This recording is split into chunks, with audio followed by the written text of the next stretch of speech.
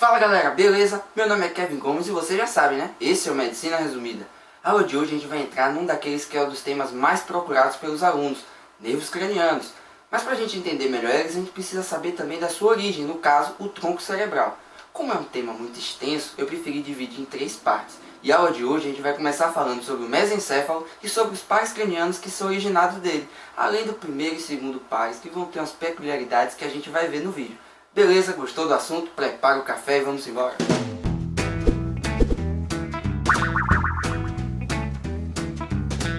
Então pessoal, esse é o primeiro de uma série de 3 vídeos que iremos abordar os nervos cranianos e o tronco cerebral também. Para entendermos a anatomia dos nervos, precisamos entender de onde eles vêm e para onde eles vão, para assim entendermos sua fisiologia e mais adiante as repercussões clínicas de uma lesão deles. Então, vamos começar falando do tronco cerebral. Ele é uma estrutura que pertence ao sistema nervoso central, um elo de ligação, se assim posso dizer, entre o encéfalo e a medula. Ele se interpõe mais precisamente entre a medula e o diencéfalo, estando anterior ao cerebelo. É composto basicamente por grupos de corpos celulares de neurônios ou núcleos e fibras que se agrupam em tratos, fascículos e leminiscos. Esse arranjo se relaciona com os relevos e as depressões da superfície do tronco. O tronco cerebral se divide em 3 porções, das quais cada uma terá sua aula individualizada. Se divide em mesencéfalo, ponte e bulbo ou medula oblonga. A aula de hoje será para entendermos melhor a anatomia do mesencéfalo. Na embriologia, ele seria a porção medial que estaria entre o encéfalo anterior ou prosencéfalo e o posterior ou rombencéfalo.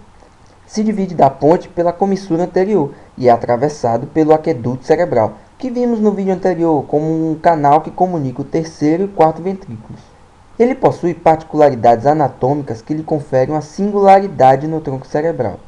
Porém, vamos precisar distinguir as características macroscópicas e microscópicas.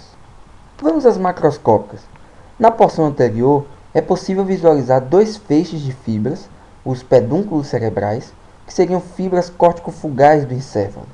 Inferior a eles, teríamos a parte basilar da ponte, e superior a eles, a comunicação com a cápsula interna. Entre os pedúnculos, há a fossa interpeduncular, que será muito importante daqui a pouco. Começando a falar um pouco dos nervos cranianos, o terceiro par emerge dessa fossa, e o trato óptico, que é uma porção do segundo par, passa sobre os pedúnculos antes de desaparecerem nos hemisférios cerebrais. Bem, na porção posterior é possível notar 4 saliências, os corpos quadrigêmeos ou quadrigeminais, que se dividem em 2 superiores e 2 inferiores. Logo abaixo dos inferiores temos a saída do quarto par craniano, que veremos adiante. Quanto à estrutura microscópica, em geral, se subdivide em teto, tegmento e base ou parte basilar. O teto seria uma mistura de substância cinzenta e branca. Contém os colículos superiores e inferiores e ainda comporta a glândula pineal, que vem do diencéfalo. O tegmento é a principal porção do mesencéfalo anterior à substância cinzenta central, com tratos ascendentes e descendentes, além de núcleos, etc. A parte basilar inclui os pedúnculos cerebrais, mais precisamente a sua base e a substância negra. Certo, mas e os nervos cranianos? Bem, eles são nervos que fazem conexão com o encéfalo, já que os nervos espinhais, por exemplo, seriam conexões com a medula, e a maioria se liga ao tronco cerebral. Tem uma complexidade maior que os nervos espinhais, por possuírem características especiais. Tal qual a escalação de futebol, vamos aos 11 pares. Primeiro par, o nervo olfatório. Segundo par, nervo óptico. Terceiro par, o oculomotor. Quarto par, o nervo troclear. Quinto par, o nervo trigêmeo. Sexto par, o nervo abducente. Sétimo par, o nervo facial. Oitavo par, o nervo vestíbulo coclear. Nono par, o nervo glossofaríngeo. Décimo par, o nervo vago. 11º par, o nervo acessório. E o 12º par, o nervo hipoglosso. Hoje, falaremos somente dos 4 primeiros, focando basicamente em 2.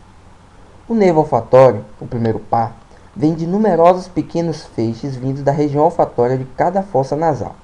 Eles atravessam a lâmina crivosa do setimoide, formando o bulbo olfatório. Este vai se direcionar para o telencéfalo, como se fosse uma projeção dele, e possui um caráter exclusivamente sensitivo. Ele é o responsável pelo olfato ou olfação, um sentido especial. O nervo óptico, ou segundo par, é um grosso feixe de fibras vindas da retina e emerge do polo posterior de cada bulbo ocular, penetrando o crânio pelo canal óptico. Eles se unem para formar o quiasma óptico e continuam como trato óptico até o corpo geniculado lateral. Eles são responsáveis por captar e transmitir ao encéfalo as informações vindas da retina, ou seja, são responsáveis pela visão, um outro sentido especial.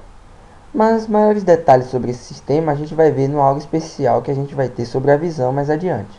O nervo oculomotor nasce no súculo medial do pedúnculo cerebral e se dirige à órbita, penetrando pela fissura orbital superior, e inerva a maioria dos chamados músculos extrínsecos do globo ocular, que são responsáveis pelo movimento do olho, que são músculo levantador da pálpebra, músculo reto superior, músculo reto medial, músculo reto lateral, músculo reto inferior, músculo oblíquo inferior. Ele ainda inerva o músculo ciliar, que regula a convergência do cristalino, e o músculo esfíncter da pupila. O nervo troclear emerge logo abaixo do colículo inferior, e seu núcleo se situa na parte anterior do mesencéfalo.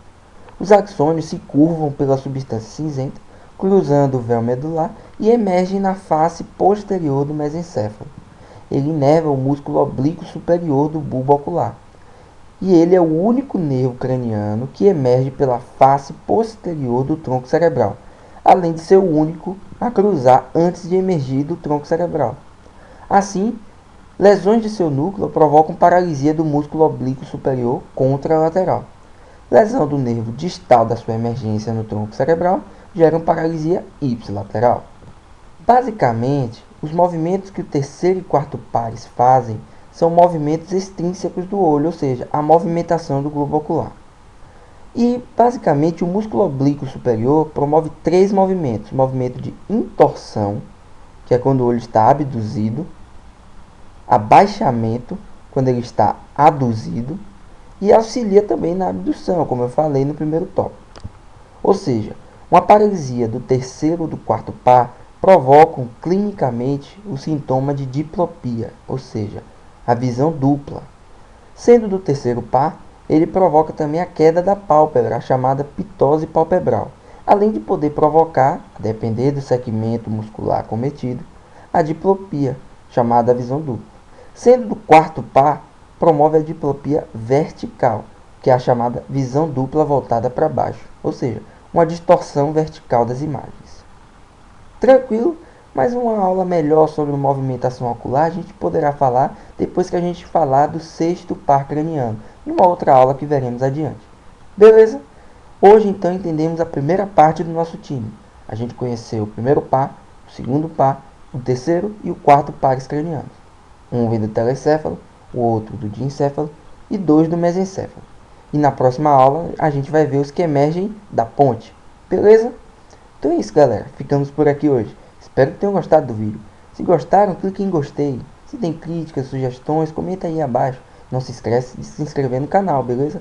Ah, sim, quase ia me esquecendo, hein? Não se esqueçam também de seguir nossa página no Facebook, no Instagram e nossa conta no Snapchat. Tranquilo? Vou nessa, hein? Grande abraço e até a próxima. Fui!